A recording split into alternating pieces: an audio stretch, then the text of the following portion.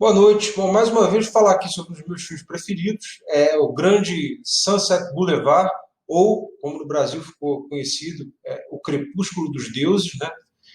Esses títulos realmente a gente tem que aturar, mas enfim, tudo bem. Um filme de 1950, dirigido pelo Billy Wilder, com o roteiro do Charles Brackett. É um grande filme, um filme realmente incrível, dos filmes que está em qualquer lista aí de melhores filmes de todos os tempos, melhor filme americano de todos os tempos, melhor filme de todos os tempos do mundo inteiro. Então, e está na minha lista. Eu recentemente fiz uma lista de 10 melhores filmes da minha vida. Eu coloquei esse filme.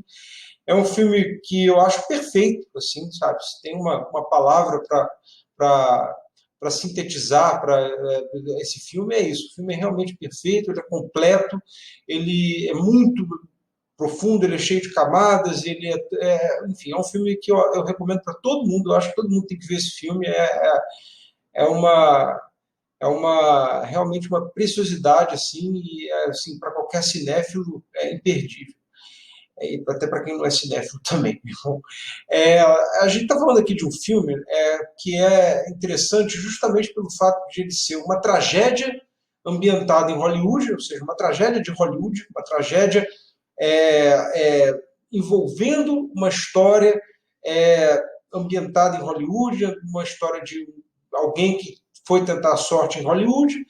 E, na verdade, aqui você tem uma tragédia que junta duas histórias. A história de alguém que foi tentar a sorte em Hollywood e de alguém que perdeu o seu espaço em Hollywood. Ou seja, alguém que está tentando achar seu espaço e alguém que perdeu o seu espaço.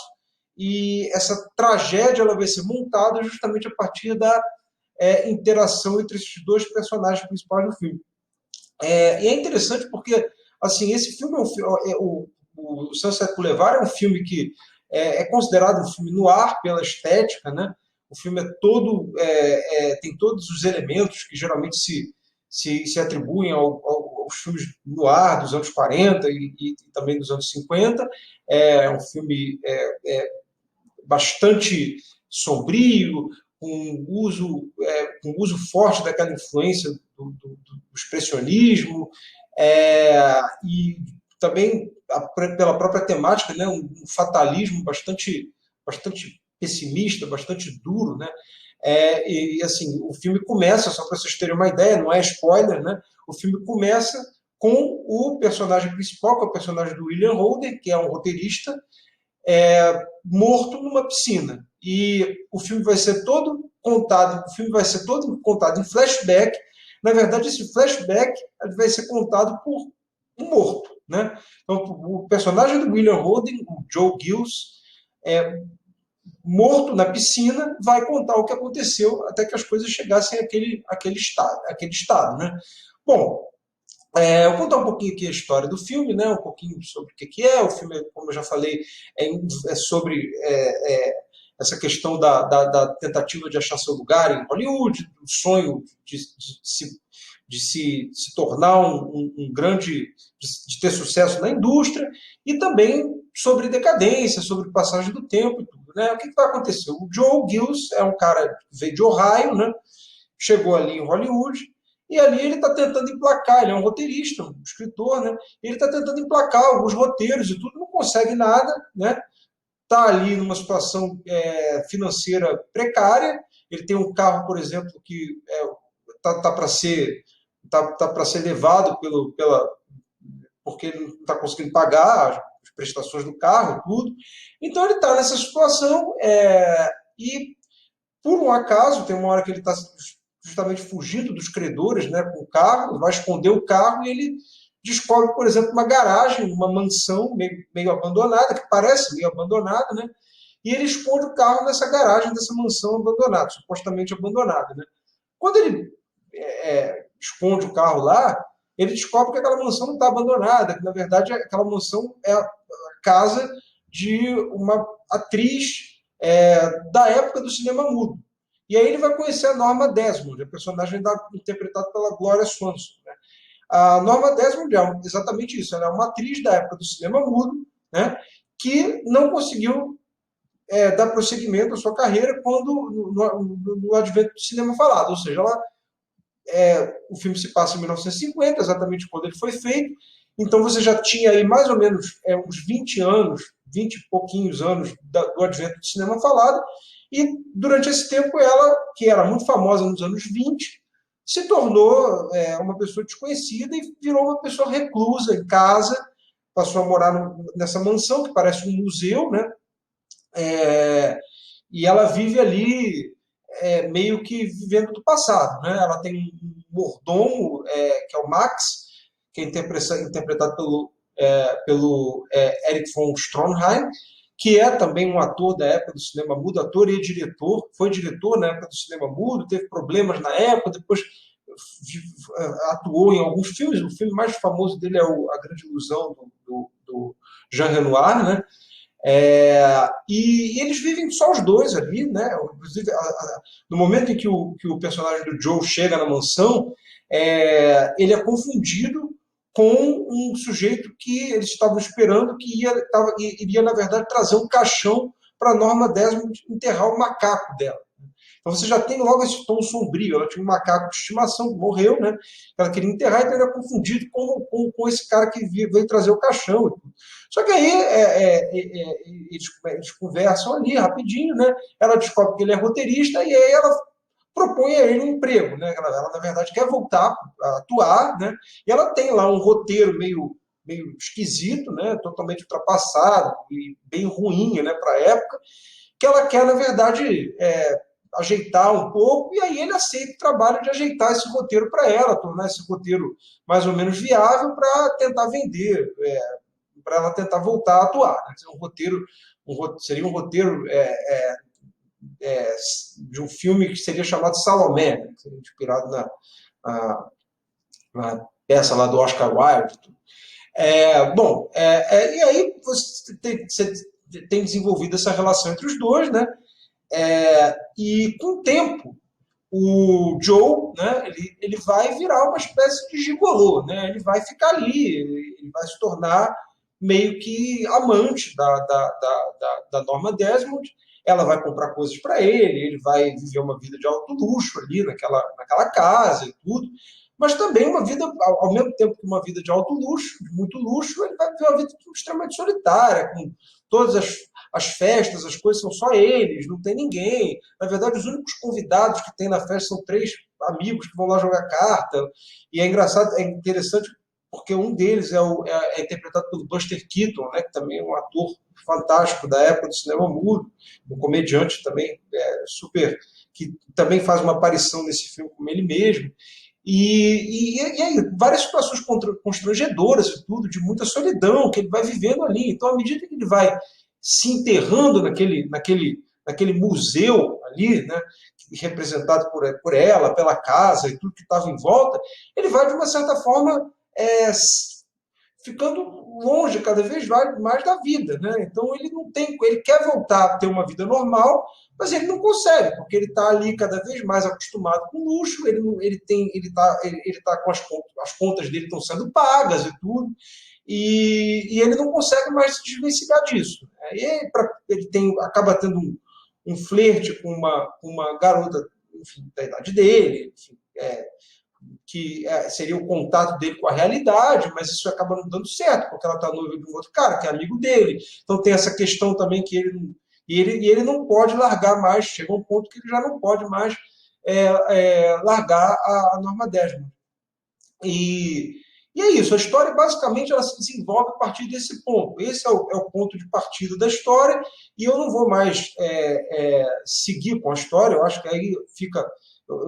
Eu realmente recomendo que todos vejam esse filme, porque é imperdível, o que acontece depois é fantástico. E aí agora eu vou falar sobre os elementos do filme, sobre outros elementos e tudo. Primeiro é a questão fantástica da metalinguagem, né? Um filme sobre cinema, né? Total. Primeiro a questão da passagem do cinema mudo para o cinema falado, que foi muito traumática para alguns atores, realmente alguns atores não conseguiram se firmar no cinema falado. Tem um outro filme muito bom que fala sobre isso também, fantástico, um clássico também, que é o Cantando na Chuva, que também fala justamente sobre essa passagem, né, mas um tom de comédia, musical, não um drama forte como aqui.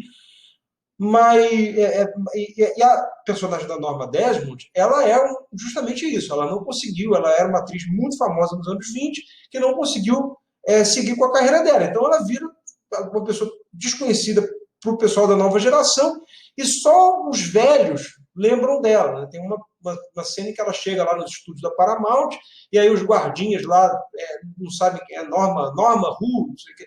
E aí tem lá um cara que é mais idoso que lembra dela e que aí recebe ela de braços abertos. Então, assim, ela é uma pessoa muito querida pela geração mais velha, mas a galera mais nova não conhece. Mas também tem uma coisa, e é interessante aqui, por exemplo, o que é fantástico nesse personagem? A personagem da Norma Desmond é interpretada por uma atriz que também fez muito sucesso nos anos 20 no cinema mudo, que depois até, até conseguiu fazer alguns filmes, mas não se firmou depois do cinema falado tanto. Mas, obviamente, era uma pessoa sem os problemas que a Norma Desmond tinha. Né? Ela era uma Gloria Swanson, que é a atriz, né?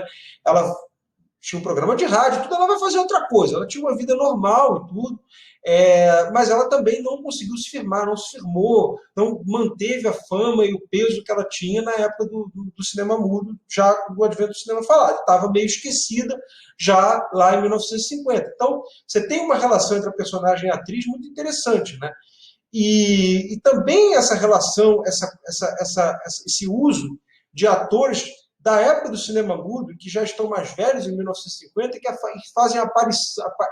fazem aparições nesse filme, às vezes interpretando personagens, como é o caso do Buster Keaton, às vezes como eles mesmos, como é o caso do Cecil B. DeMille.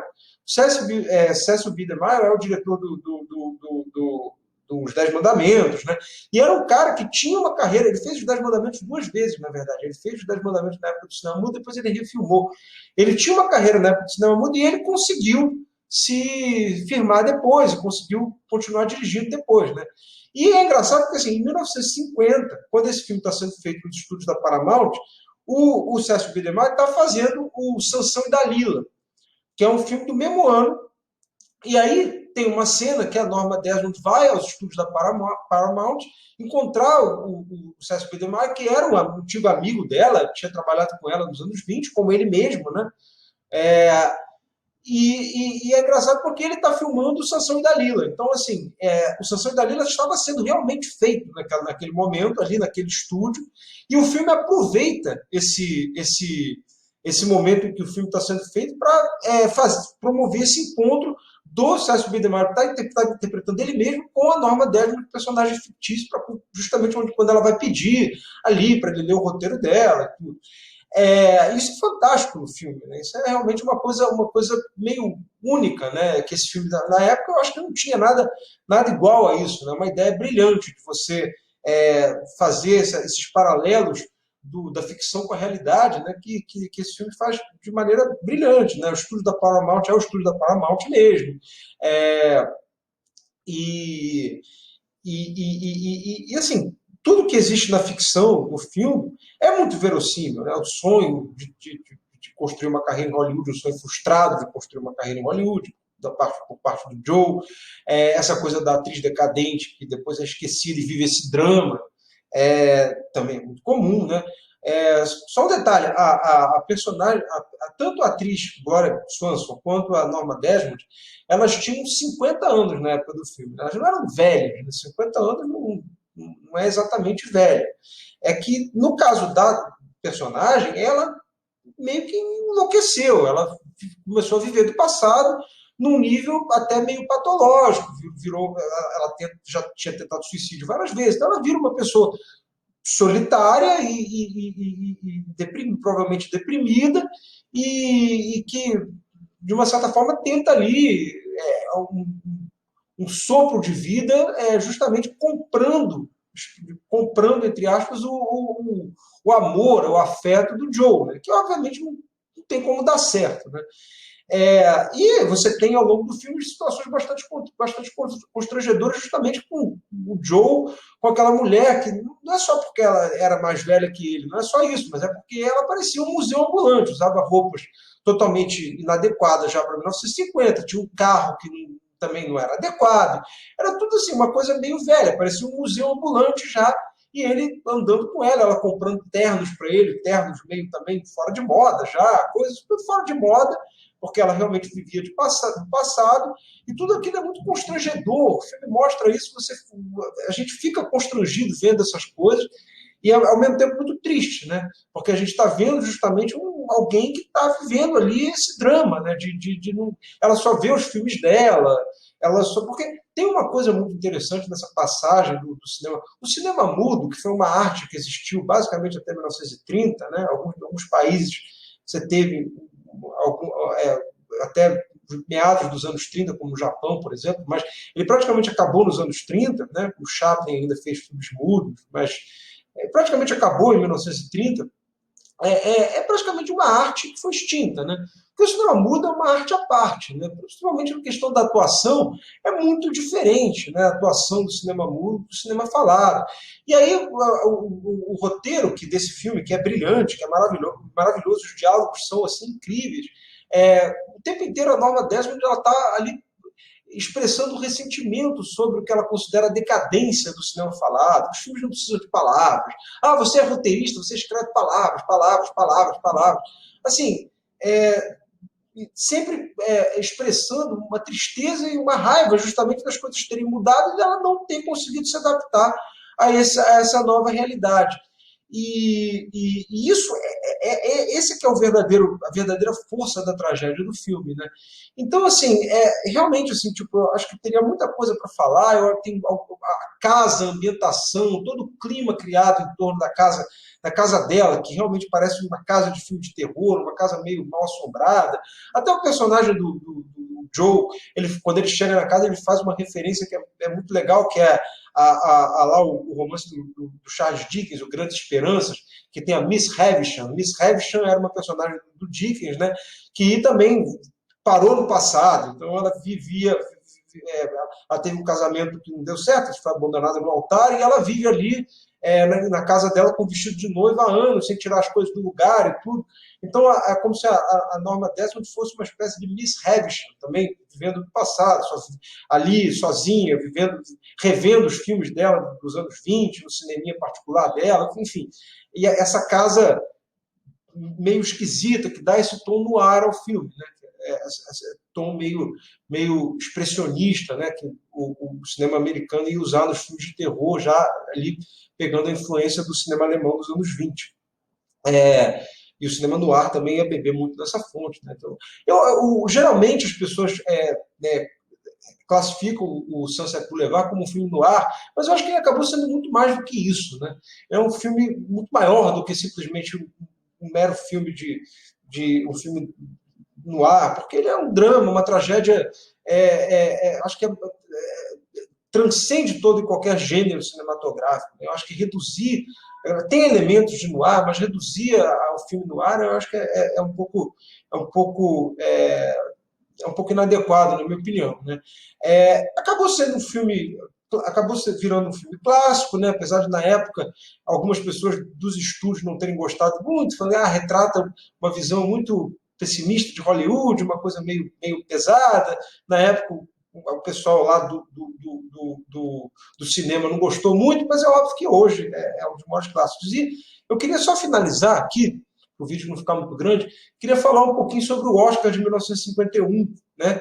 Que esse filme concorreu ao melhor filme, o Billy Wilder concorreu à melhor diretora, a Gloria Swanson a melhor atriz, e o Charles Brackett melhor roteiro. O roteiro também concorreu como melhor roteiro original. E o filme perdeu. Na verdade, ele só ganhou o roteiro original. O Charles Brackett ganhou. Ele perdeu o Oscar de melhor filme para o All About Eve, que é A Malvada, né, Brasil. Também é um filme maravilhoso, né? Eu acho que são dois clássicos, o Sunset Boulevard e o All About Eve, são dois filmes enormes. É engraçado que enquanto o Sunset Boulevard é um filme sobre cinema, o All About Eve é um filme sobre teatro. E aí, enquanto o Sunset Boulevard é um filme extremamente metalinguístico sobre a questão do cinema, falando muito sobre cinema, o All About Eve faz a mesma coisa com o teatro, um pouco que desdenhando do cinema, desdenhando de Hollywood. Não é legal esse diálogo, é muito legal ver os dois filmes. Eu acho que são dois filmes que eu recomendo. Eu, sinceramente, prefiro o Sunset Boulevard. Acho que o All About Eve é maravilhoso, mas Sunset Boulevard, na minha opinião, é mais filme, é mais impressionante, é mais perfeito e é mais definitivo do que o All About Eve. É, mas são dois filmes gigantescos, né? Maravilhosos. Recomendo os dois. O Oscar acabou dando prêmio para o All About Eve, mantendo uma tradição que para mim sempre foi de dar Oscar para filme que eu não dar o Oscar para o meu filme preferido. Isso praticamente aconteceu em todos os anos, né, do Oscar.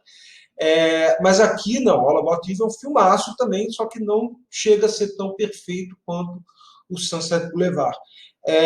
Então é isso, eu fico por aqui. Recomendo muito que vocês procurem esse filme. É um filme brilhante, maravilhoso. É, e a dica hoje é essa.